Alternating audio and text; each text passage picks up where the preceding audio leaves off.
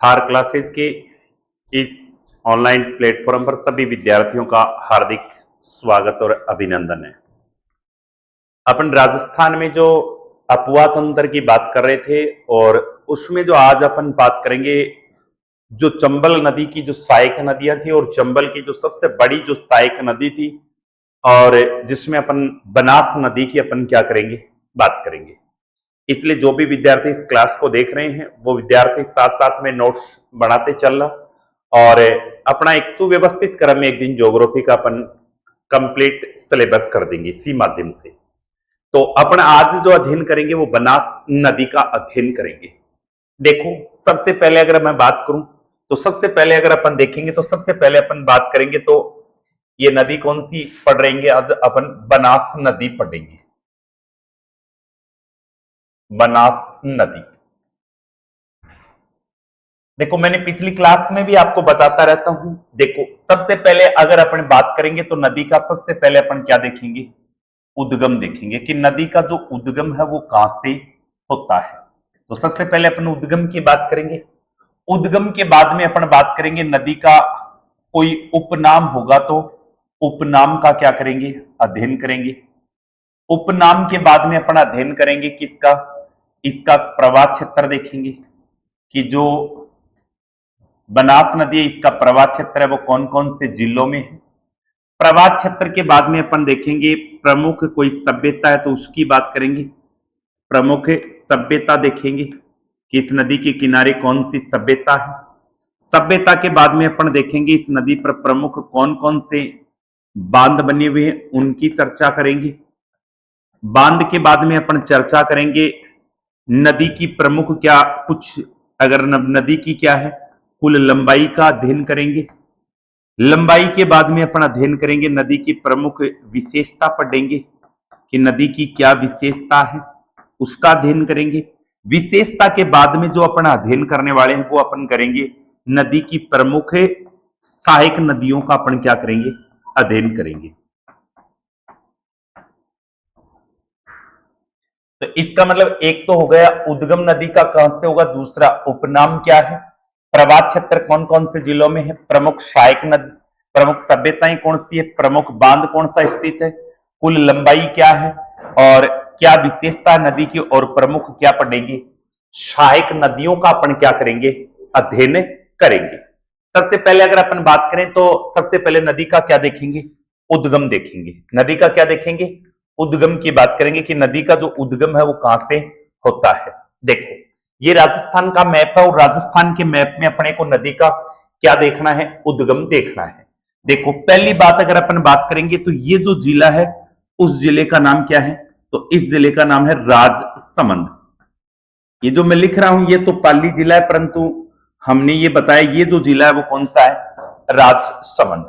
इसका मतलब ये जो जिला हो गया वो कौन सा जिला हो गया, तो इस जिले की अगर अपन बात करेंगे तो ये जो जिला है वो कौन सा है, राजसमंद जिला है। ये जिला कौन सा है, राजसमंद। यहां से नदी का क्या होता है, उद्गम होता है। राजसमंद के बाद में नदी ये जो जिला है वो कौन सा है, चित्तौड़गढ़ है। तो ये जो जिला है वो कौन सा है, चित्तौड़गढ़।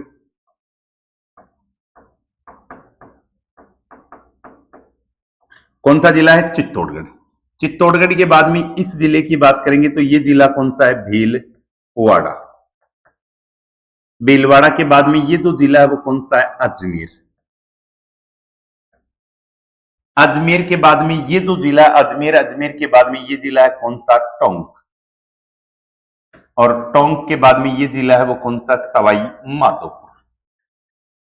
सबसे पहले अपने को देखना है नदी का क्या देखना है, उद्गम, कि भाई इस नदी का जो उद्गम है वो कहां से होता है और इस नदी का जो प्रवाह क्षेत्र है वो कौन कौन से जिलों में है। देखो, नदी का उद्गम देखेंगे तो कहां से होता है नदी का उद्गम, तो नदी का जो उद्गम होता है वो होता है खमनोर की पहाड़ी। और खमनोर की पहाड़ी कहां पर है, राजसमंद। यहां से नदी का क्या होगा, उद्गम।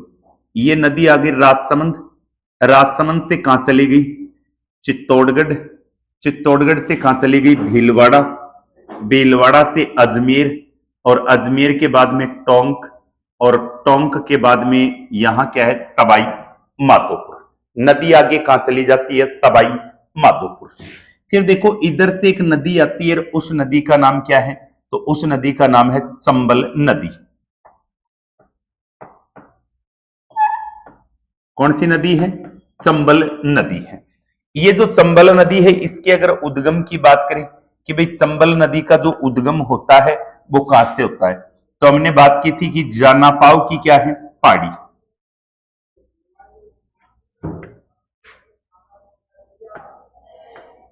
कौन सी पहाड़ी है, जानापाव की पहाड़ी है। ये जो जानापाव की पहाड़ी की अगर अपन बात करें तो जानापाव की जो पहाड़ियां हैं इनसे नदी का क्या हो रहा है, उद्गम हो रहा है। कौन सी नदी का, तो चंबल नदी का जो उद्गम है वो जानापाव की पहाड़ी, यहां से एमपी, एमपी से कहां चली जाएगी, चित्तौड़गढ़, चित्तौड़गढ़ के बाद में कहां चली जाएगी, कोटा, कोटा के बाद में कहां चली जाएगी, बूंदी, बूंदी के बाद में नदी कहां चली जाएगी, सवाई माधोपुर, और सवाई माधोपुर के बाद में कहां चली जाएगी, करौली, करौली के बाद में कहां चली जाएगी, धौलपुर, और धौलपुर के बाद में इधर से एक नदी आएगी और उस नदी का नाम क्या है, तो उस नदी का नाम है यमुना नदी। ये जो नदी है वो कौन सी नदी है, यमुना नदी है। अब देखो ये नदी आकर इटावा के पास में यूपी में अपना जल है वो किस में डाल देगी, यमुना नदी में अपना क्या डाल देगी, जल डाल देगी। अब यमुना नदी है, ये अपना जल है वो किस में डाल देती है, तो ये नदी होगी कौन सी नदी, गंगा नदी। कौन सी नदी है, तो यमुना नदी है वो अपना जल किस में डाल देती है, गंगा, और गंगा इन सभी का जल है वो किस में डाल देती है, बंगाल की खाड़ी में इन सभी का क्या डाल देती है, जल डाल देती है। अब देखो गंगा की सबसे बड़ी सहायक नदी तो कौन सी है, यमुना, और यमुना की सबसे बड़ी सहायक नदी कौन सी है, चंबल, और चंबल की सबसे बड़ी सहायक नदी है वो कौन सी है, बनास नदी है।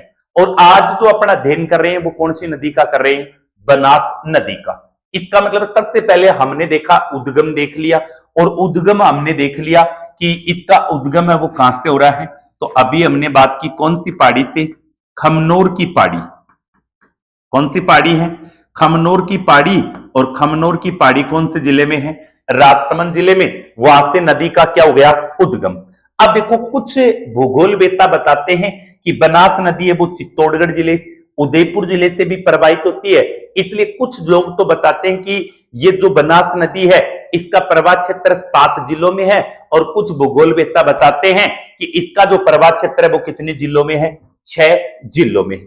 इसका मतलब राजसमंद, चित्तौड़गढ़, भीलवाड़ा, अजमेर, टोंक और सवाई माधोपुर, इन जिलों में बनास नदी का क्या है, प्रवाह क्या है, क्षेत्र है। इसका मतलब सबसे पहले जो हमने बात की थी वो हमने बात की थी, सबसे पहले हम देख रहे थे नदी का क्या देख रहे थे, उप नाम देख रहे थे। पहले देखा था उद्गम, तो हमने बात की कहां से उद्गम हो रहा है, खमनोर की पहाड़ी। कौन सी पहाड़ी है, खमनोर की पहाड़ी। खमनोर की पहाड़ी कहां पर है, राजसमंद में जी, वहां से नदी का क्या हो रहा है, उद्गम हो रहा है। अब देखो फिर आता है अपना कौन सा, उपनाम, कि नदी का भाई उपनाम क्या है। तो देखो नदी है, ये नदी वनों के लिए अति लाभदायक मानते हैं, क्योंकि ये 12मासी नदी नहीं है, ये क्या है, मौसमी नदी है, इसलिए पेड़ है वो इसकी आशा करके बैठे रहते हैं, इसलिए इसका नाम क्या पड़ गया, वर्णा आशा। क्या नाम पड़ गया, वर्णाशा। वर्णाशा का मतलब इसे बोलते हैं वनों की आशा। वनों की क्या बोलते हैं, आशा नदी के नाम से जानते हैं। किसको, तो अपन बताएंगे बनास नदी को। फिर आपने देखा था इसका प्रवाह क्षेत्र, तो हमने बात की प्रवाह क्षेत्र है इसका कितने जिलों में, 6 जिलों में। कुछ भूगोलवेत्ता बताते हैं कितने जिलों में इसका प्रवाह क्षेत्र है, 7 जिलों में है। तो इसका मतलब इसका जो प्रवाह क्षेत्र है एक तो किस में है, तो अपन बात करेंगे राजसमंद में है। एक तो प्रवाह क्षेत्र है वो किस में है, राजसमंद। राजसमंद के बाद में कौन सा जिला है, चित्तौड़गढ़। कौन सा जिला है, चित्तौड़गढ़। चित्तौड़गढ़ के बाद में जिला है कौन सा, भीलवाड़ा, टेक्सटाइल सिटी। भीलवाड़ा के बाद में कौन सा जिला है, अजमेर, राजस्थान का हरदे अंडों की टोकरी। फिर अजमेर के बाद में कौन सा जिला है, टोंक, और टोंक के बाद में जिला कौन सा, सवाई माधोपुर। और सवाई माधोपुर में नदी है वो अपना जल है वो किस में डाल देती है, चंबल नदी में अपना क्या डाल देती है, जल डाल देती है। इसका मतलब है इसका जो प्रवाह क्षेत्र है वो कौन कौन से जिलों में हो गया, राजसमंद, चित्तौड़, भीलवाड़ा, अजमेर, टोंक और सवाईमाधोपुर जिले में इस नदी का क्या हो गया, प्रवाह क्षेत्र है। अब कुछ भूगोलवेत्ता बताते हैं कितने जिलों में, 7 जिलों में। जब आज से 7 जिलों की बात करें तो एक जिला कौन से जिले को मान लिया गया है, उदयपुर जिले को भी इसमें क्या कर लिया गया है, शामिल कर लिया गया। इस प्रकार बताते हैं कि कितने जिलों में प्रवाह क्षेत्र है, 7 जिलों में इस नदी का क्या है, प्रवाह क्षेत्र है। फिर अगर अपन बात करें प्रमुख क्या पढ़ेंगे, सभ्यता, और प्रमुख क्या पढ़ेंगे, बांध, कि भाई इस नदी के किनारे कौन कौन सी सभ्यता है और कौन कौन से बांध स्थित है। अब देखो सभ्यता या बांध की अगर अपन बात करें कि इस नदी के किनारे कौन कौन सी सभ्यता है और कौन कौन से बांध है। पहली बात करेंगे तो इस नदी के किनारे एक तो कहां पर, राजसमंद जिले में। कौन से जिले में, राजसमंद जिले में एक सभ्यता है जिसका नाम क्या है, गिल्लुंड सभ्यता। कौन सी सभ्यता है, गिल्लुंड सभ्यता है। और ये गिल्लुंड सभ्यता है ये कौन से जिले में है, राजसमंद जिले में है। और कौन सी नदी के किनारे है, बनास नदी के क्या है, किनारे है। तो इसका मतलब पहली जो सभ्यता है वो सभ्यता कौन सी है, तो अपन बताएंगे गिल्लुंड सभ्यता है। वो कौन सी नदी के किनारे है, बनास नदी के क्या है, किनारे है। फिर आपसे पूछेगा इस पर प्रमुख बांध कौन कौन से हैं, तो एक बांध तो बताते हैं कहां पर है, राजसमंद में। एक बांध तो कहां पर बता रहे हैं, राजसमंद।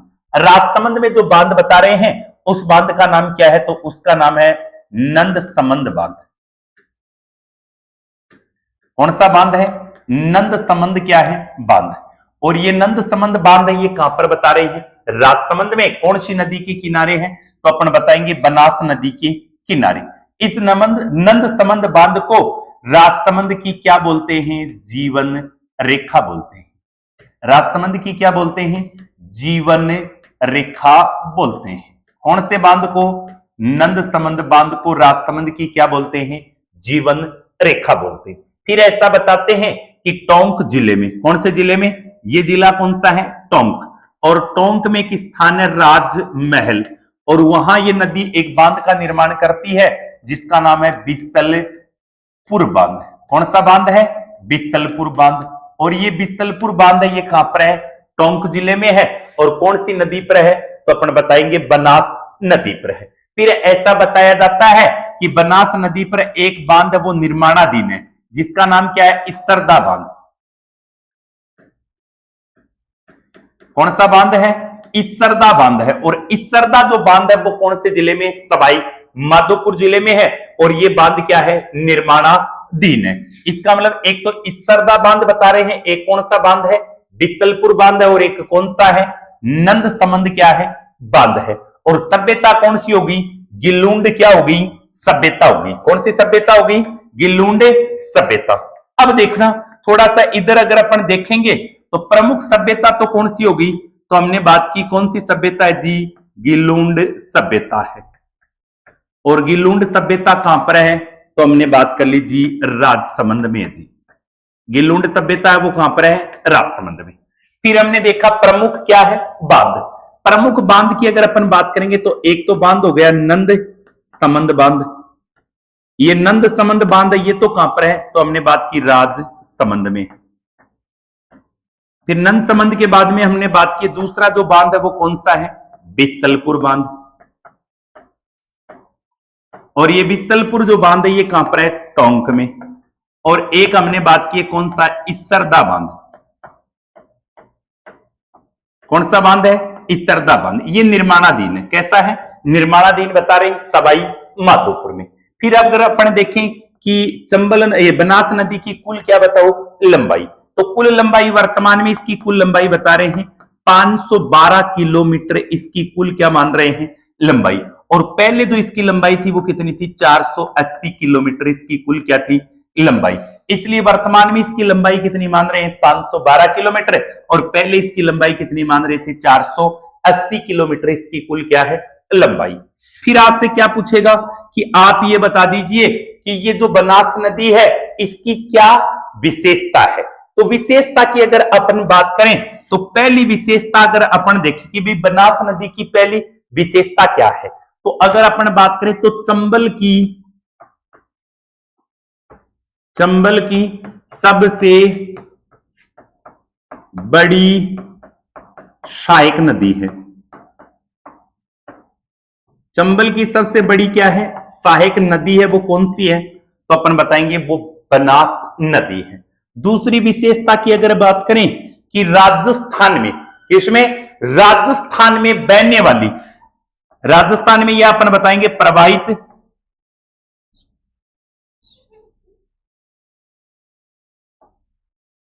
राजस्थान में बहने वाली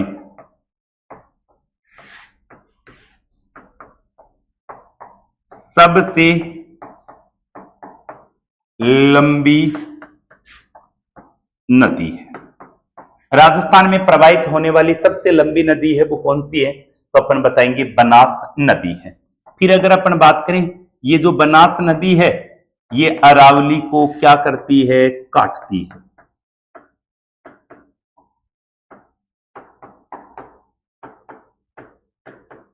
अरावली को क्या करती है? काटने वाली जो नदी है वो भी कौन सी नदी है? बनास नदी। तो इसकी जो विशेषता होगी, एक तो चंबल की सबसे बड़ी क्या है? सहायक नदी, और राजस्थान में बहने वाली एकमात्र सबसे जो लंबी नदी है वो भी कौन सी है? तो बनास नदी है। और अरावली को कितने भागों में, अरावली को क्या करती है? काटने वाली जो नदी है वो भी कौन सी है? बनास नदी है। तो इसका मतलब एक तो गया अपना उद्गम, उद्गम के बाद में उपनाम, उपनाम के बाद में प्रवाह क्षेत्र, प्रवाह क्षेत्र के बाद में प्रमुख सभ्यता, फिर प्रमुख बांध, फिर कुल लंबाई होगी, फिर क्या होगी? विशेषता। अब देखो एग्जाम में काफी बार ये प्रश्न पूछता है कि चंबल की कौन कौन सी सहायक नदियां हैं और उनका आप क्या बता दीजिए? प्रवाह क्षेत्र है, और वो नदियां कौन कौन सी किधर से अपना जल डालती है, उन नदियों पर कौन कौन से बांध बने हुए हैं, उन नदियों पर कौन कौन सी सभ्यताएं स्थित है, उसकी अपन क्या करेंगे? बात करेंगे। तो फिर हेडिंग डाल दीजिए चंबल की प्रमुख क्या? सहायक नदियां। चंबल सॉरी बनास की क्या है? सहायक नदियां।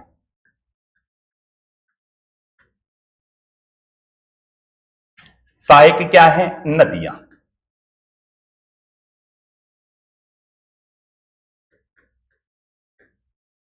देखो सहायक नदियों की बात करें तो पहली जो नदी आएगी वो नदी कौन सी है? तो उस नदी की बात करेंगे तो आयड ओब्लिक, इसे क्या बोलते हैं? बेड़च नदी। आयड या इसे क्या बोल रहे हैं? बेड़च नदी। सबसे पहले नदी की अगर अपन बात करेंगे तो सबसे पहले नदी का क्या देखेंगे? उद्गम, कि नदी का जो उद्गम कहां से होता है। फिर नदी का क्या देखेंगे? उपनाम, उपनाम के बाद में नदी का क्या देखेंगे? प्रवाह क्षेत्र, प्रवाह क्षेत्र के बाद में अपन देखेंगे प्रमुख बांध, फिर अपन देखेंगे प्रमुख सभ्यता, सभ्यता के बाद में प्रमुख सहायक नदी।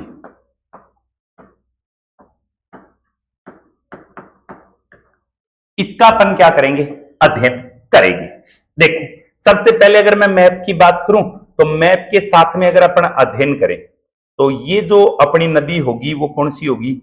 तो इसमें अगर अपन देखें कि ये लो अपना मैप लीजिए,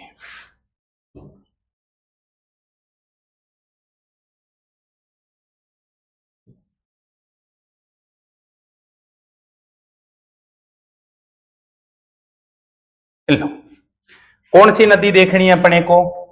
अपनी नदी देखनी है जी बनास नदी। ये देखो बनास नदी है जी, राजसमंद से निकली, चित्तौड़ गई, भीलवाड़ा चली गई, अजमेर चली गई, टोंक चली गई और सवाई माधोपुर।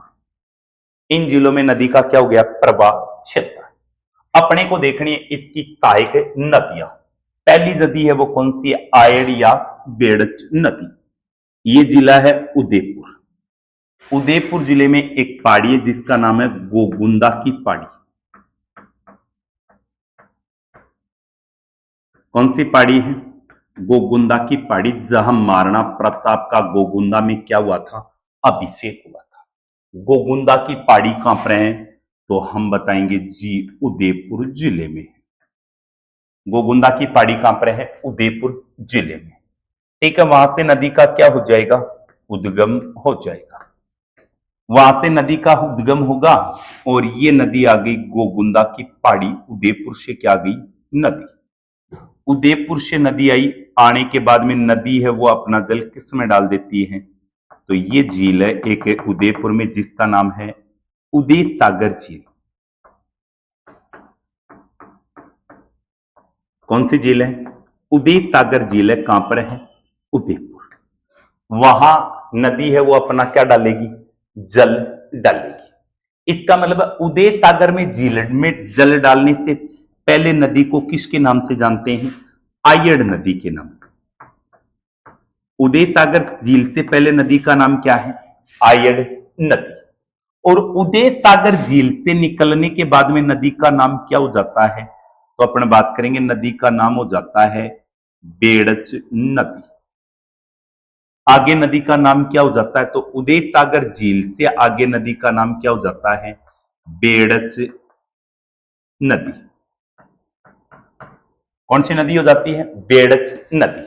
अब देखो, थोड़ा सा आपको मैप में अपन देखेंगे तो ये थोड़ा सा संगीन छोटा मैप होने के कारण अपने को व्यवस्थित क्रम में क्या नहीं आएगा? समझ में नहीं आ पाएगा। इसलिए मैं थोड़ा सा एक काम करता हूं, इस मैप को हटा देता हूं और अपना सीधा अध्ययन कर लेते हैं। देखो, ये हमने मैप में तो देख लिया नदी को। अब देखो, अब अपने को देख लेना है नदी का क्या देखेंगे? सबसे पहले उद्गम देख लेंगे। ये नदी का क्या हो गया? उद्गम। कौन सी नदी है? तो ये नदी है बनास नदी। ये हो गई नदी कौन सी? बनास नदी। ये नदी आ गई खमनोर की पहाड़ी, राजसमंद, राजसमंद से चित्तौड़, चित्तौड़ से भीलवाड़ा, भीलवाड़ा से अजमेर, अजमेर से कहां चली गई? टोंक, टोंक से कहां चली गई? सवाई माधोपुर। अपन जो बात कर रहे हैं वो नदी कौन सी है? तो अपन जो बात कर रहे हैं वो नदी है इसकी सहायक आयड़ या बेड़च। सबसे पहले नदी का क्या देखेंगे? उद्गम। उद्गम कहां से हो गया? गोगुंदा की पहाड़ी। कौन सी पहाड़ी है? गोगुंदा की पहाड़ी। और गोगुंदा की पहाड़ी कहां पर है? उदयपुर। और गोगुंदा में राजा महाराणा प्रताप का क्या हुआ था? राज्य अभिषेक हुआ था। ठीक है, यहां से नदी आई गोगुंदा की पहाड़ी उदयपुर। उदयपुर से नदी चली जाएगी, उदयपुर में ये नदी है वो अपना जल है वो किस में डाल देगी? यहां एक झील है और उसी झील का नाम क्या है? तो इस झील का नाम है उदय सागर झील है जी। उदय सागर क्या है? झील। कौन सी झील है? उदय सागर झील। कहां पर है? उदयपुर में। उदयपुर से नदी निकलेगी, फिर जाएगी उदयपुर, उदयपुर से चली जाएगी चित्तौड़, और चित्तौड़ के बाद में कहां चली जाएगी? भीलवाड़ा। और भीलवाड़ा में एक स्थान है बिगोंद। बिगोंद है वो कहां पर है? भीलवाड़ा। वहां नदी है वो बिगोंद भीलवाड़ा में अपना क्या डाल देगी? जल डाल देगी। ये बिगोंद भीलवाड़ा और भीलवाड़ा में नदी अपना क्या डाल देगी? जल डाल देगी। अब देखो, थोड़ी सी दो तीन बातें आप देख लीजिए। दो तीन बातें अपने को क्या देखनी है कि ये जो उदय सागर झील है, उदय सागर झील से पहले नदी का नाम क्या है? तो अपन बताएंगे उदय सागर झील से पहले नदी को किसके नाम से जानते हैं? आयड़ नदी के नाम से जाना जाता है। तो उदय सागर झील से पहले नदी का नाम क्या है? आयड़ नदी। और उदय सागर झील के बाद में नदी का नाम क्या है? तो अपन बताएंगे बेड़च नदी। तो उदय सागर झील से आगे नदी का नाम क्या है? बेड़च। और उदय सागर झील से पहले नदी का नाम क्या है? आयड़। तो आयड़ नदी का उद्गम तो कहां से हो गया? गोगुंदा की पहाड़ी उदयपुर। जबकि बेड़च नदी का उद्गम कहां से हो गया? उदय सागर झील से। इसका मतलब सबसे पहले हमने देखा उद्गम, तो आयड़ या बेड़च नदी का जो उद्गम है वो हमने लिखा गोगुंदा की पहाड़ी। और जहां से नदी का क्या हो गया? उद्गम हो गया। फिर उद्गम हमने देख लिया। उद्गम के बाद में उपनाम। उपनाम, एक तो नदी का नाम क्या है? आयड़ नदी, और एक का नाम क्या है? बेड़च। इसलिए उपनाम क्या हो गया? आयड़, या इसे क्या बोलते हैं? बेड़च नदी। उदय सागर झील से पहले नदी का नाम आयड़, उदय सागर झील के बाद में बेड़च। फिर आपसे क्या पूछेगा? प्रवाह क्षेत्र बता दीजिए। प्रवाह क्षेत्र एक तो कौन सा जिला हो गया, तो एक तो जिला हो गया अपना उदयपुर, एक तो जिला कौन सा हो गया, उदयपुर। उदयपुर के बाद में जिला कौन सा हो गया, चित्तौड़गढ़। कौन सा जिला हो गया, चित्तौड़गढ़। और चित्तौड़गढ़ के बाद में जिला कौन सा हो गया, भीलवाड़ा। इसका मतलब इसका जो प्रवाह क्षेत्र है वो कितने जिलों में हो गया, 3 जिलों में इस नदी का क्या हो गया, प्रवाह क्षेत्र हो गया। अब देखो 3 जिलों में प्रवाह क्षेत्र हो गया, एक तो उदयपुर, चित्तौड़ और भीलवाड़ा।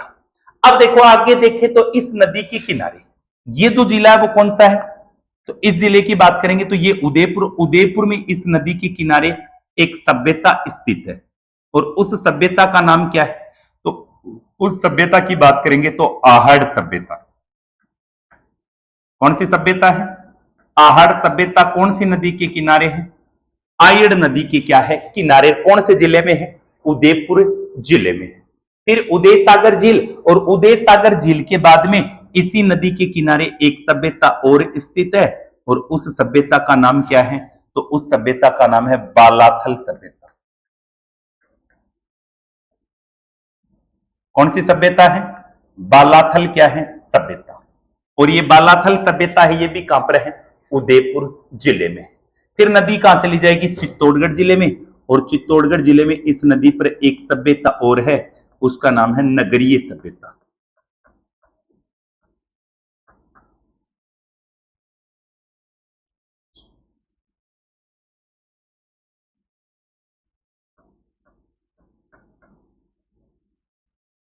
कौन सी सभ्यता, नगरीय सभ्यता। और ये नगरीय सभ्यता कहां पर है, चित्तौड़गढ़ जिले में। फिर ये नदी चित्तौड़गढ़ जिले में आगे जाने के बाद में इस नदी पर हमने एक क्या बना दिया, बांध बना दिया। नदी पर क्या बना दिया, बांध। उस बांध का नाम क्या है, गोसुंडा बांध। कौन सा बांध है, गोसुंडा बांध। और ये गोसुंडा बांध कहां पर है, चित्तौड़गढ़ जिले में है। और कौन सी नदी पर है, तो अपन बताएंगे चित्तौड़गढ़ में कौन सी नदी पर है, बेड़च नदी पर कौन सा बांध है, गोसुंडा बांध है। फिर नदी चित्तौड़गढ़ से कहां चली जाएगी, भीलवाड़ा। और भीलवाड़ा में कहां अपना जल डाल देगी, बिगोंद नामक स्थान पर अपना क्या डाल देगी, जल। इसका मतलब प्रमुख जो बांध हो गया वो कौन सा बांध हो गया, गोसुंडा बांध। और गोसुंडा बांध कहां पर है, तो हमने बात कर ली, गोसुंडा बांध है चित्तौड़गढ़। प्रमुख सभ्यता कौन सी होगी, एक तो होगी आहड़ सभ्यता, एक बालाथल सभ्यता और एक नगरीय सभ्यता। ये तीनों सभ्यता कहां है, एक तो चित्तौड़गढ़ में है और आहड़ और बालाथल सभ्यता ये कहां पर है, उदयपुर जिले में। फिर अपने को देखना है प्रमुख क्या देखनी है, सहायक नदियां। अब देखो प्रमुख सहायक नदियों की बात करें तो प्रमुख सहायक इसकी एक सहायक नदी है जिसका नाम क्या है, तो अपन बात करेंगे तो उस नदी का जो सहायक जो नदी है उसकी अगर अपन बात करें कि भाई प्रमुख जो सहायक नदी है उसका नाम क्या है, तो उस नदी का नाम है गंभीरी नदी।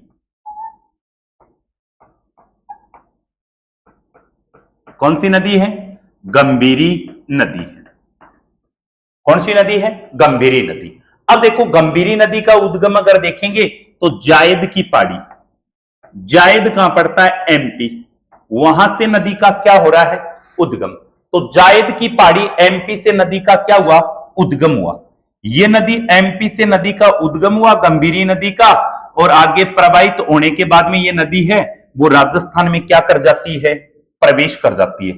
और राजस्थान में प्रवेश करने के बाद में ये चित्तौड़गढ़ जिले में जाकर नदी में अपना क्या डाल देती है, जल डाल देती है। इसका मतलब है नदी वो कहां से प्रवेश करेगी, तो राजस्थान में एक स्थान है जिला निम्बाहेड़ा, और निम्बाहेड़ा कहां पर है, चित्तौड़गढ़। वहां से नदी है वो राजस्थान में क्या कर जाएगी, प्रवेश कर जाएगी। कौन सी नदी, गंभीरी नदी। ये गंभीरी नदी आगे चित्तौड़गढ़ जिले में प्रवाहित होने के बाद में चित्तौड़गढ़ जिले में बेड़च नदी में अपना क्या डाल देगी, जल डाल देगी। इसका मतलब है गंभीरी नदी जैसे ही जल डालेगी, इसमें जल डालते ही यहां एक चित्तौड़गढ़ में एक दुर्ग है और उस दुर्ग का नाम क्या है, तो अपन बताएंगे चित्तौड़गढ़ का क्या है, दुर्ग। कौन सा दुर्ग है, चित्तौड़गढ़ का क्या है, दुर्ग। ये प्रश्न काफी बार एग्जाम में पूछा है कि चित्तौड़गढ़ का दुर्ग है वो कौन कौन सी नदियों के संगम पर है, तो अपन बताएंगे एक तो बेड़च नदी है और एक कौन सी नदी है, गंभीरी। इन दोनों नदियों के संगम पर कौन सा दुर्ग है, तो अपन बताएंगे चित्तौड़गढ़ का क्या है, दुर्ग है। किस नदियों के संगम पर, तो गंभीरी और बेड़च नदियों के संगम पर कौन सा है, चित्तौड़गढ़ दुर्ग स्थित है। इसका मतलब है ये किसकी सहायक होगी, गंभीरी। बेड़च की क्या होगी, सहायक क्या होगी, नदी होगी। इसके बाद में यहां एक नदी और आकर अपना क्या डाल देती है, जल डाल देती है। उस नदी की अगर अपन बात करेंगे तो वो नदी है कौन सी, मेनाल नदी। ये नदी होगी मेनाल नदी।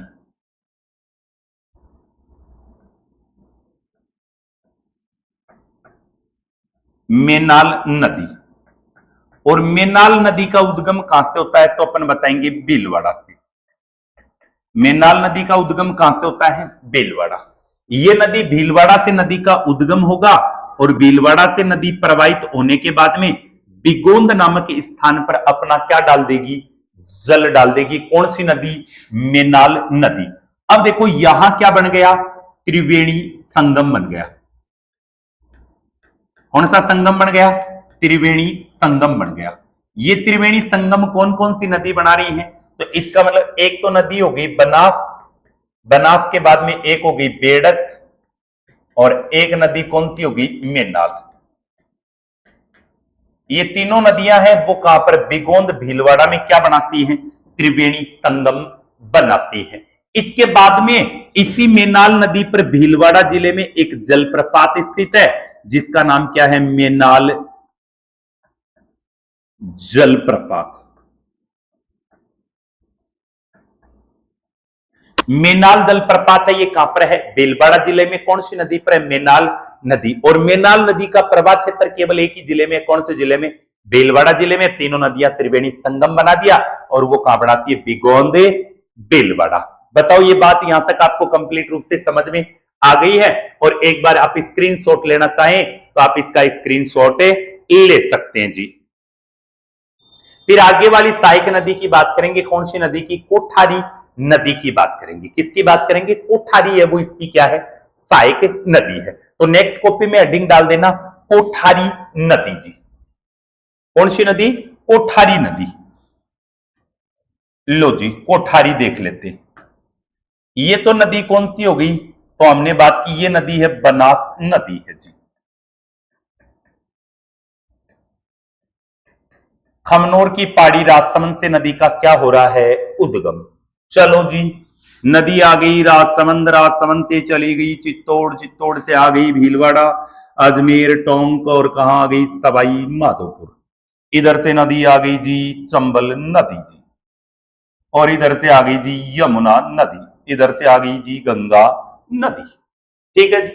चलो अपने को देखना है कौन सी नदी, चलो कोठारी नदी देखेंगे आज। कोठारी नदी देखते हैं भाई, कोठारी नदी का उद्गम कहां से होता है। कोठारी नदी का अगर उद्गम देखेंगे तो दिवेर की पहाड़ी, जिससे अपने पढ़ा भी होगा, हल्दी घाटी के युद्ध को अबुल फजल ने क्या कहा था, दिवेर का युद्ध का था। और उसी दिवेर की पहाड़ियों से नदी का क्या होगा, उद्गम होगा जी। चलो कर देते हैं उद्गम। ये लो दिवेर की पहाड़ी, दिवेर की पहाड़ी। और दिवेर की पहाड़ी आपको पता है सभी को, राजसमंद में जी। दिवेर की पहाड़ी कहां है, राजसमंद। वहां से नदी का क्या होता है, उद्गम होता है। कौन सी नदी का, तो अपन बताएंगे कौन सी नदी का, कोठारी नदी का वहां से क्या हो रहा है, उद्गम होता है। लो जी कोठारी नदी चल पड़ी, चलते चलते राजसमंद, राजसमंद के बाद में भीलवाड़ा, और भीलवाड़ा में आकर यहां अपना क्या डाल दिया, जल डाल दिया। कौन सी नदी, कोठारी नदी है जी। यहां कौन सा स्थान है, मांडलगढ़। और मांडलगढ़ में अपना क्या डाल दिया, जल डाल दिया। कौन सी नदी, कोठारी नदी। इसका मतलब इसका प्रवाह क्षेत्र एक तो किसमें हो गया, राजसमंद में। राजसमंद के बाद में इसका प्रवाह क्षेत्र है वो कौन से जिले में हो गया, भीलवाड़ा जिले में। इसका मतलब है बनास जो कोठारी नदी है इसका प्रवाह क्षेत्र है वो कितने जिलों में है, 2 जिलों में। एक राजसमंद और एक कौन सा है, भीलवाड़ा में। इसके बाद में इसी बनास नदी के किनारे अगर अपन देखें तो हमने बनास नदी पर सॉरी कोठारी नदी पर हमने एक क्या बना रखा है, बांध, और बांध का नाम है जी मेजा बांध। काफी बार प्रश्न पूछ लेता है मेजा बांध कौन सी नदी पर है, तो कोठारी नदी पर है। कहां पर है, भीलवाड़ा में। तो मेजा बांध है वो कौन से जिले में है, भीलवाड़ा जिले में। कौन सी नदी पर है, कोठारी नदी पर है जी। अच्छी बात है। इसी नदी के किनारे भीलवाड़ा जिले में एक सभ्यता भी स्थित है। उस सभ्यता का नाम क्या है, बागोर सभ्यता। कौन सी सभ्यता है, बागोर सभ्यता। कहां पर है, भीलवाड़ा में। तो इसका मतलब पहले आपसे क्या पूछेगा, उद्गम बता दो कहां से होगा, दिवेर की पहाड़ी, राजसमंद, उपनाम नदी का नहीं है। फिर प्रवाह क्षेत्र पूछे तो राजसमंद और भीलवाड़ा। फिर आपसे पूछे प्रमुख बांध, तो भैया मेजा बांध कहां पर है, भीलवाड़ा में। फिर पूछे प्रमुख सभ्यता, तो कौन सी है, बागोरा सभ्यता। कहां आकर जल डाल रही है, तो अपन बताएंगे मांडलगढ़ भीलवाड़ा में बनास नदी में अपना क्या डालती है, जल डालती है। कौन सी नदी, कोठारी नदी है। सभी विद्यार्थियों को समझ में आ गई होंगी। अब ये होगी कोठारी नदी। आगे नदी बिसलपुर राजमहल टोंक में एक क्या बनाती है, त्रिवेणी संगम। इसका स्क्रीनशॉट ले लीजिए और फिर अपन बात करते हैं वो अपनी जो राजमहल टोंक में जो क्या बनाती है, बिसलपुर क्या बनाती है, बांध बनाती है, उसकी बात करते हैं। मैं थोड़ा सा पानी पी लेता हूं।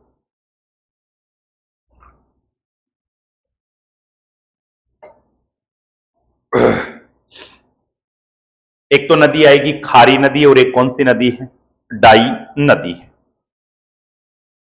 अब देखो अगली जो नदी की अगर अपन बात करेंगे वो अपन बात करेंगे बनास की और सहायक नदियों की बात करेंगे। चलो ये देखते हैं, ये जो नदी थी वो तो कौन सी होगी, अपनी बनास नदी हो गई जी।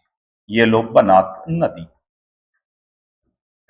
और ये अच्छे से पता लग गया खमनोर की पहाड़ी, राजसमंद, राजसमंद से चित्तौड़, चित्तौड़ से भीलवाड़ा, भीलवाड़ा से अजमेर, अजमेर से टोंक, टोंक से सवाई माधोपुर। इधर कौन सी नदी आ गई जी, चंबल नदी।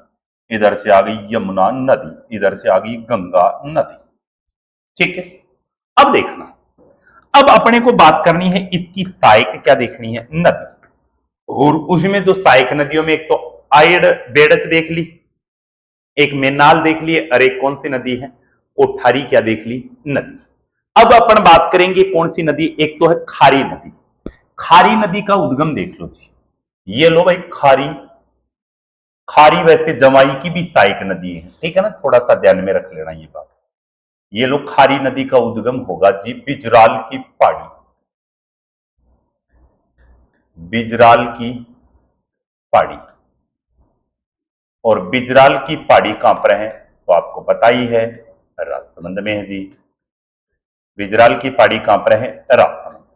वहां से नदी का क्या होता है, उद्गम होता है। लो जी चल पड़ी भाई खारी, ये लोग खारी आ गई है भाई राजसमंद, राजसमंद से आएगी भीलवाड़ा, भीलवाड़ा से अजमेर, और अजमेर से कहां गई, टोंक। इसका मतलब है एक तो प्रवाह क्षेत्र कहां हो गया, राजसमंद में। एक हो गया राजसमंद के बाद में भीलवाड़ा, भीलवाड़ा के बाद में हो गया अजमेर,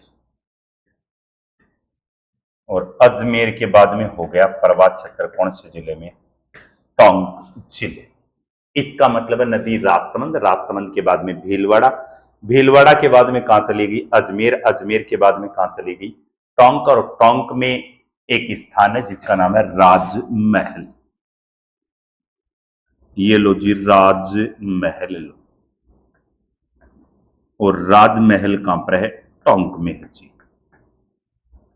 जहां से क्या निकलता है, राजमहल टोंक से, तो एक तो तांबड़ा निकलता है। तांबड़ा कहां से निकलता है, राजमहल से निकलता है क्या, तो ग्रीन, तांबड़े का रंग कैसा होता है, लाल, और पन्ने का रंग कैसा होता है, हरा। इसलिए पन्ना नहीं निकलता, यहां से तांबड़ा पत्थर निकलता है, राजमहल टोंक से निकलता है, जिसे हरी अग्नि, सॉरी उसे बोलते हैं, तांबड़े को बोलते हैं अपन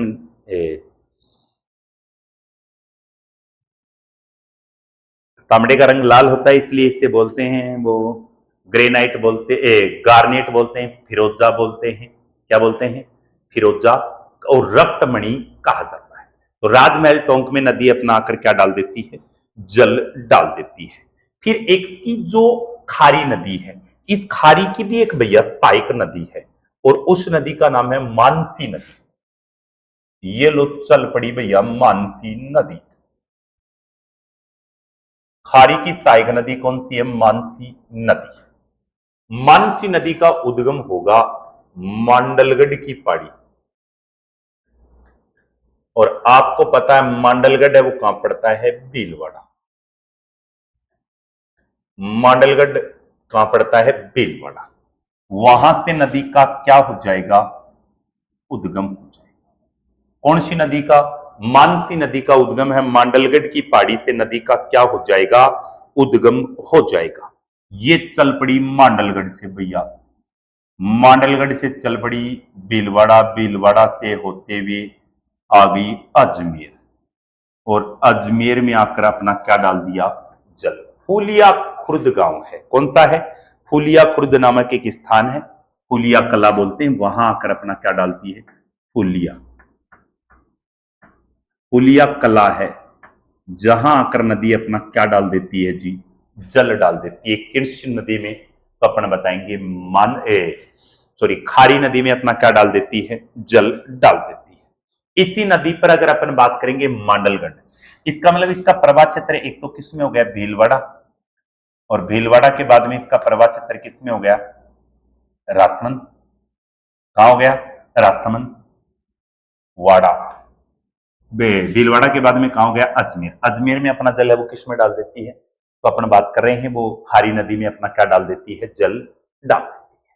ठीक है, इसी नदी पर कहां पर, इसी नदी पर हमने एक क्या बना रखा है, हमने एक बांध बना रखा है जी।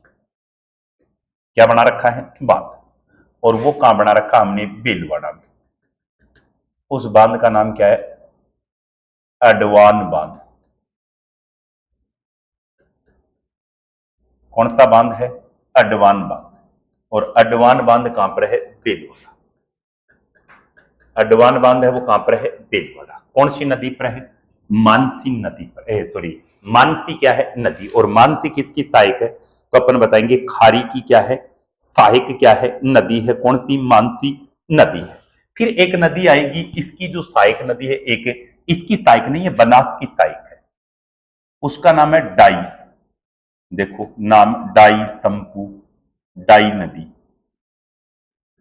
और डाई नदी का उद्गम वहीं से होगा जहां से रूपनगढ़ नदी का क्या होता है, उद्गम। और रूपनगढ़ नदी आपको पता ही होगा क्योंकि हमने पढ़ा दी है। तो किशनगढ़ की पहाड़ी, कौन सी पहाड़ी, किशनगढ़ की पहाड़ी। और किशनगढ़ की पहाड़ी कहां पर है, अजमेर। किशनगढ़ की पहाड़ी कहां पर है, अजमेर। वहां से नदी का क्या हो जाता है, उद्गम हो जाता है। और रूपनगढ़ नदी का उद्गम भी किशनगढ़ की पहाड़ी अजमेर से नदी का उद्गम हो जाता है। और निम्बारक संप्रदाय की वहां प्रधान क्या स्थित है, पीठ स्थित है सलेमाबाद, जिसका नया नाम कर दिया निम्बारक नगर नाम कर दिया। वहां पर निम्बारक संप्रदाय की प्रधान है, पीठ स्थित है। तो उसी से कौन सी नदी निकल रही है, वहां से किशनगढ़ की पहाड़ियों से डाइन नदी निकल रही है। यह आएगी किशनगढ़, अजमेर, अजमेर के बाद में कहा जाएगी, टोंक। और टोंक में आकर इसका मतलब है इसका प्रवाह क्षेत्र एक तो हो गया कौन से जिले में, अजमेर। अजमेर के बाद में एक प्रवाह क्षेत्र किसमें हो गया, टोंक। इसका मतलब है टोंक में आकर अपना जल है वो किस में डाल देगी, बनास नदी में अपना क्या डाल देगी, जल डाल देगी। ठीक है साथियों, यहां नदी ने क्या बना दिया, त्रिवेणी संगम बन गया जी। बन जाने तो अपना क्या लेता है, कहां पर बन गया, राजमहल टोंक में बन गया जी। और राजमहल टोंक में यहां पर नदी त्रिवेणी संगम बनाती है। कौन सा संगम बना रही है, त्रिवेणी संगम। ये जो त्रिवेणी संगम बना रही है नदी, ये राजमहल टोंक में। और इसी त्रिवेणी संगम पर कौन सा बांध स्थित है, बिसलपुर बांध। कौन सा बांध है, बिसलपुर बांध है। कौन से जिले में है, तो टोंक जिले में। कौन सी नदी पर है, तो अपन बताएंगे बनास नदी पर है वैसे। और बनास, डाई और खारी नदियों के संगम पर कौन सा बांध है, बिसलपुर बांध है। इस बिसलपुर बांध से एक पेयजल परियोजना निकाली गई है। इसी बिसलपुर बांध से एक पेयजल परियोजना निकाली गई जिससे जयपुर और अजमेर, इसको जयपुर और अजमेर जिले को क्या होती है, पेयजल की क्या होती है, आपूर्ति होती है। कौन से बांध से? बिसलपुर बांध से। इसलिए अपन बता सकते हैं कि राजस्थान की अगर कोई सबसे बड़ी कोई पेयजल परियोजना है तो वो भी कौन सी है? बिसलपुर बांध परियोजना है। वो सबसे बड़ी राजस्थान की पेयजल क्या रहेगी? परियोजना रहेगी। तो इसका मतलब ये जो नदी होगी वो नदी कौन सी होगी? खारी नदी होगी। कौन सी नदी? और खारी की सहायक कौन सी होगी? मानसी। और बनास की एक सहायक कौन सी होगी? डाई। तीनों ने त्रिवेणी क्या बना दिया भैया? संगम बना दिया। बताओ बात समझ में आ गई क्या? चलो आ गई है तो अगली नदियों का अपन अध्ययन करते हैं। तो नेक्स्ट इसका थोड़ा सा आप स्क्रीनशॉट ले सकते हैं और फिर अपन बात करेंगे मानसी और बांडी नदी की बात करते हैं। और बांडी वैसे गुहिया की बांडी वैसे लूणी की भी क्या है? सहायक नदी है। चलो जल्दी डायग्राम बना लो।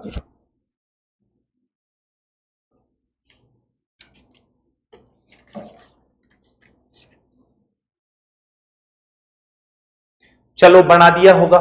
चलो अब बात करते हैं अन्य और सहायक नदियों की ओर बढ़ते हैं जी। चलो सर जी बढ़ते हैं, नदी निकालते थे पहले। ये चलो ली नदी कौन सी? बनास नदी है जी। ये लो बनास नदी। बनास नदी चल पड़ी राजसमंद, राजसमंद से चली पड़ी भीलवाड़ा, भीलवाड़ा चित्तौड़, चित्तौड़ से भीलवाड़ा, अजमेर, अजमेर से टोंक, टोंक से सवाई माधोपुर। इधर से नदी आ गई कौन सी? चंबल नदी। इधर से नदी आ गई यमुना नदी।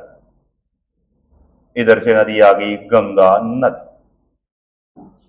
ठीक है, अब अपने को देखना है इसकी सहायक क्या देखनी है? नदियां देखनी। सहायक नदियों की अगर अपन बात करें तो एक तो नदी है कौन सी? मानसी नदी।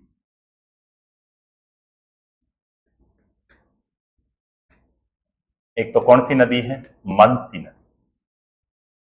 सबसे पहले अपन देखेंगे मानसी नदी का जो उद्गम है वो कहां से होता है? तो सिल्लोरा की पहाड़ी है। सिलोरा की पहाड़ी। और सिलोरा की पहाड़ी कहां पर है भैया? तो आपको पता है ये है अजमेर। सिलोरा की पहाड़ी कहां पर है? अजमेर। वहां से मानसी नदी का क्या हो जाता है? उद्गम। चलो जी ये चल पड़ी मानसी, अजमेर, अजमेर से कहां गई? टोंक। तो ये प्रवाह क्षेत्र हो गया। एक तो जिला कौन सा हो गया? अजमेर। और अजमेर के बाद में प्रवाह क्षेत्र हो गया टोंक। और टोंक में नदी आकर जहां जल डालती है वहां स्थान है के देवदाम। और ये देवदाम है वो कहां पर है? टोंक में। वहां नदी आकर अपना क्या डाल देती है? जल डाल देती है। कौन सी नदी? मासी नदी। इधर से एक नदी आएगी बांडी नदी। और बांडी नदी का उद्गम होगा कहां से? सामोद की पहाड़ी।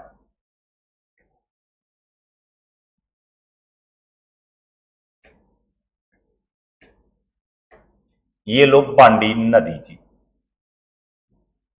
बांडी वैसे लूणी की सहायक नदी भी है, ठीक है ना? तो लूणी की सहायक और बांडी की सहायक है वो कौन सी है? तो गुहिया नदी।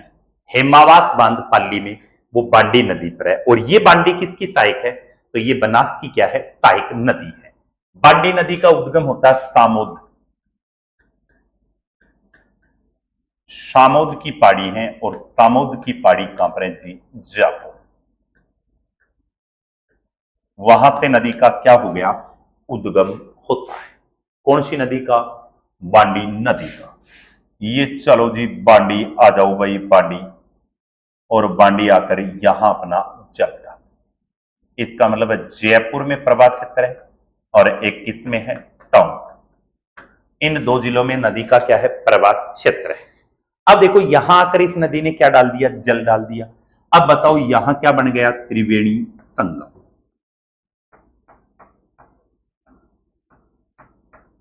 यहां क्या बन गया? नदी द्वारा त्रिवेणी संगम बना दिया।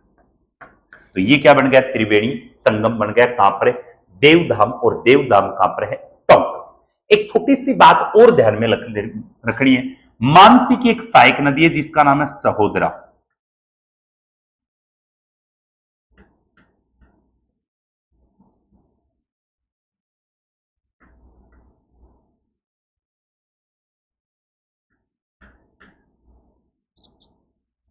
सहोदरा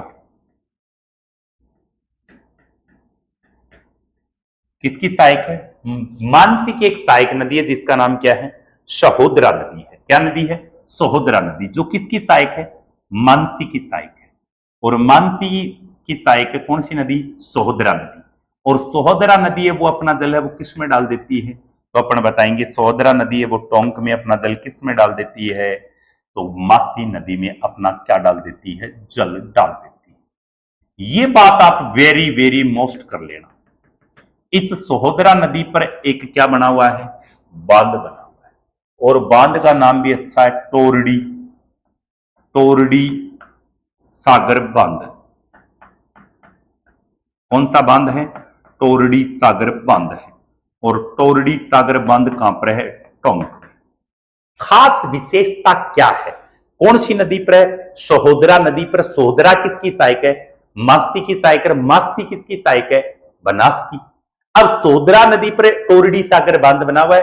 इस गेट की खास विशेषता यह है कि जब इस गेट की सारी मोरियां एक साथ खोल दी जाए तो पानी की एक बूंद भी नहीं बचती है। वो बांध कौन सा है, तो अपन बताएंगे वो बांध है टोरडी सागर बांध, जिसके गेट खोलने के बाद में एक भी क्या नहीं बचती है, जल की बूंद नहीं बचती है। वो बांध कौन सा है, टोरडी सागर बांध है। कौन से जिले में, सवाई माधोपुर में। और कौन सी नदी पर है, सहोदरा नदी पर है। तो ये सभी त्रिवेणी संगम बना दिया है, और ये मासी और बांडे नदी। अब एक और सहायक नदी बच गई बनास की, और वो है मोरेल नदी। तब तक आप इसका छोटा सा एक स्क्रीनशॉट ले लीजिए, फिर अपन बात करते हैं मोरेल नदी की।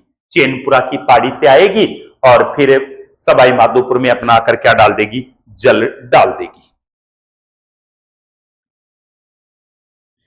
बना दिया, चलो आपने ले लिया होगा स्क्रीनशॉट। अब आगे की ओर बढ़ते हैं जी।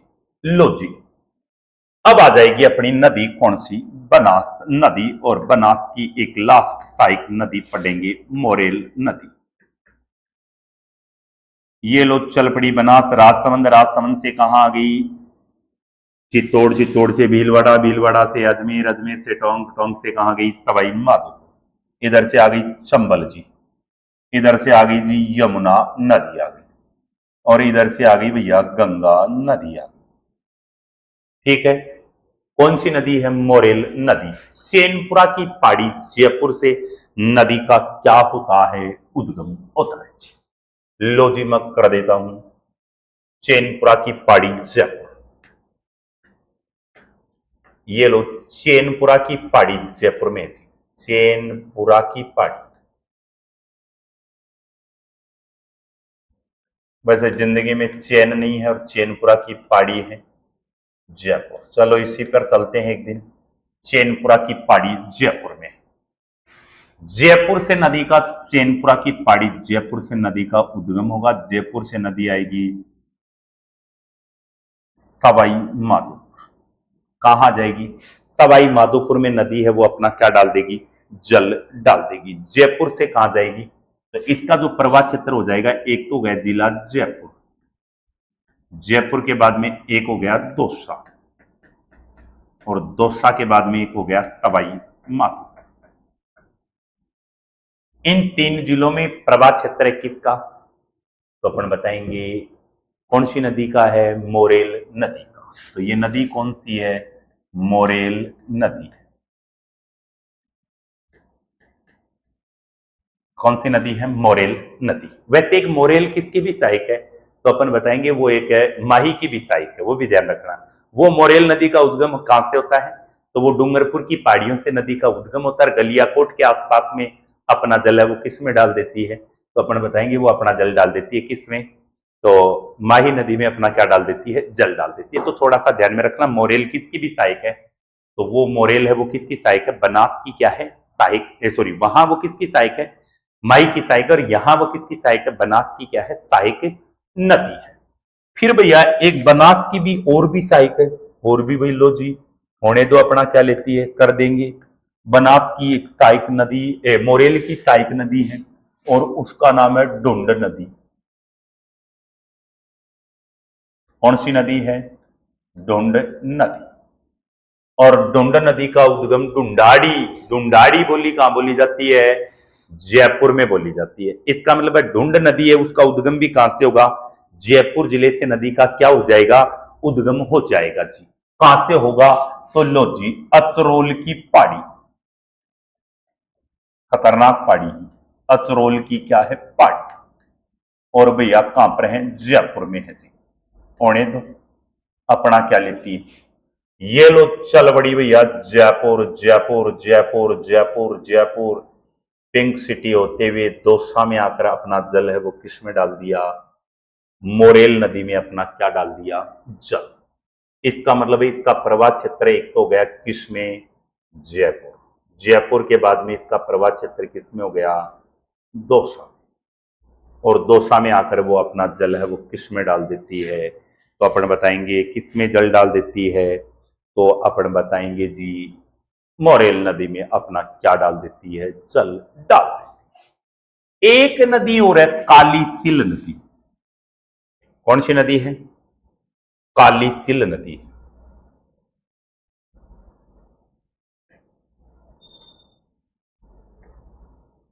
ये लो जी काली सिल नदी, थोड़ा सा वेरी वेरी मोस्ट कर देना भाई, काली शिल नदी।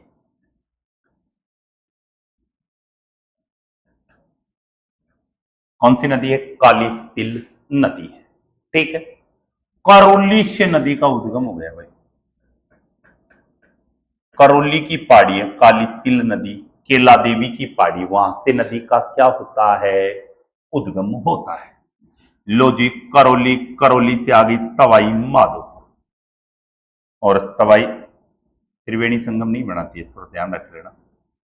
ये आगे करौली, करौली के बाद में सवाई माधोपुर में आकर अपना जल है वो किस में डाल देती है, तो अपन बताएंगे किस में डाल देती है, मोरेल नदी में अपना क्या डाल देती है, जल डाल देती। इसका मतलब इसका प्रवाह क्षेत्र एक तो किस में हो गया, करौली, करौली के बाद में प्रवाह क्षेत्र किस में हो गया, सवाई माधोपुर। इन दो जिलों में इस नदी का क्या है, प्रवाह क्षेत्र है। खास विशेषता देख लो थोड़ी सी, मोरी वेरी मोस्ट खास विशेषता यह है कि करौली जिले में इस नदी के किनारे एक मंदिर बना हुआ है, केला देवी का मंदिर,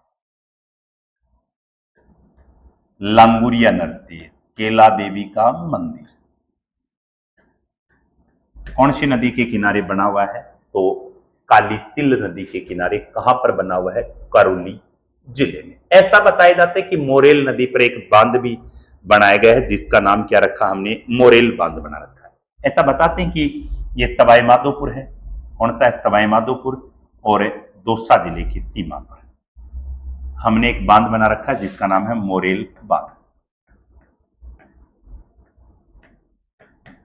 काफी रिपोर्टर तो बताते हैं ये दौसा में, काफी रिपोर्टर बताते हैं ये सवाई माधोपुर में है, इसलिए सवाई माधोपुर और दौसा दोनों की जिलों की सीमा पर एक बांध बना रखा है, मोरेल बांध। वैसे ये सवाई माधोपुर में है, कौन सा बांध है, मोरेल बांध। कौन सी नदी पर बना हुआ है, मोरेल नदी पर बना हुआ है साथी। अब देखो थोड़ा सा आगे, अपन इधर से नदी कौन सी आ गई, चंबल, और इधर से एक नदी आती है सिप नदी। कौन सी नदी है, सिप नदी। और यहां क्या बना दिया, चंबल, बनास और सिप, इन्होंने क्या बनाते हैं, त्रिवेणी संगम। ये कौन सी नदी है, सिप नदी। एमपी से नदी का उद्गम होता है, सवाई माधोपुर में आकर अपना जल डाल देती है, त्रिवेणी संगम बनाती है। इसी त्रिवेणी संगम पर क्या स्थित है, रामेश्वर। रामेश्वरम स्थित है कहां पर, सवाई माधोपुर में। यहां कौन कौन सी नदी त्रिवेणी संगम बना रही है, तो अपन बताएंगे एक तो चंबल नदी है, और एक बनास नदी होगी, एक कौन सी नदी होगी, सिप नदी। यहां त्रिवेणी क्या बनाती है, संगम बनाती है। तो ये साथियों अपनी थी कौन सी नदी, बनास नदी। अगर आपको वीडियो अच्छा लगा है तो लाइक और चैनल को थोड़ा सब्सक्राइब कर देना और अपने जो भी साथी मिलने वाले हैं उनको थोड़ा सा शेयर कर देना। ठीक है, धन्यवाद साथियों। जय हिंद, जय भारत।